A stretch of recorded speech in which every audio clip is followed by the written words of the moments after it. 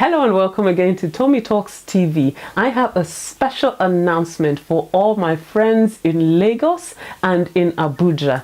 I will be ministering live in Lagos from May the 6th to May the 7th, 2018 at the Household of Love Church. You will find all the details on the flyer on my page. And on May the 10th to May the 13th, I will be ministering at the House on the Rock, Abuja, at the Family Life Conference. Again, you will find the details on my page. Whatever you do, if you're in Lagos or Abuja or in the environs, don't miss it. I really look forward to seeing you there.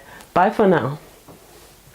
Hello and welcome to Tomi Talks TV, the place to be to build great love relationships. And I'd really like to start by saying thank you once again for all your likes and your shares and your comments on Facebook, on Twitter, on YouTube, on Instagram. I really appreciate your engagement because you're helping us spread the message further, faster. So thank you very much indeed. Now today I'm going to be taking one of your questions and it goes like this.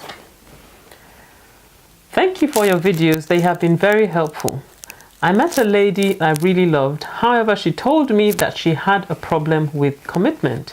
She said that she feels marriage is bondage and she wants to enjoy her freedom while she can. She also said that she gets bored easily and is not ready to get into a committed relationship. Initially, I felt things would change, but I was wrong. She visited and hung out with other guys while we were dating. I should point out that she is 26 going on 27 and I'm 31 going on 32. I wanted a serious relationship. I was willing to marry her if she would just be committed and accept that I proceed with marriage plans, which she kept shying away from.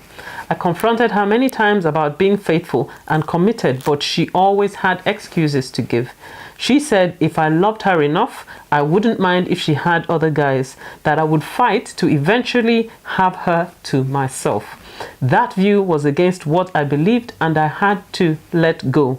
Was I wrong to have left that relationship?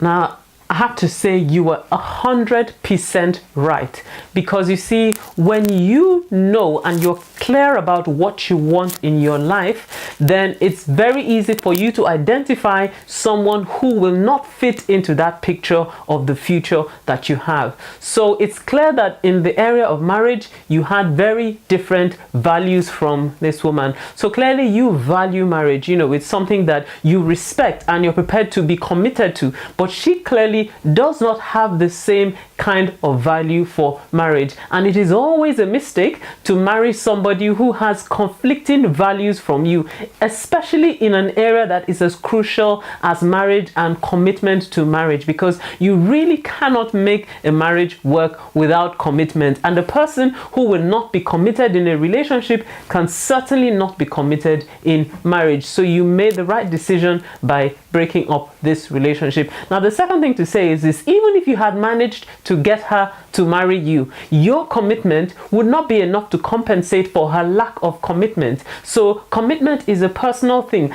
and each party in the marriage has to bring their own commitment into the marriage. So when you bring your commitment and your spouse brings their own commitment, then together you're able to work through all the challenges that you will face in marriage and make it work. But you see, if someone enters into marriage with the mindset that marriage is bondage, and clearly she doesn't have the same kind of understanding of what marriage is that you do. So it would have been a huge mistake for you to have gotten married to her, because that mindset that she has will constantly manifest itself in every other area of your relationship. And the third thing that I'd also like to say in relation to this is this.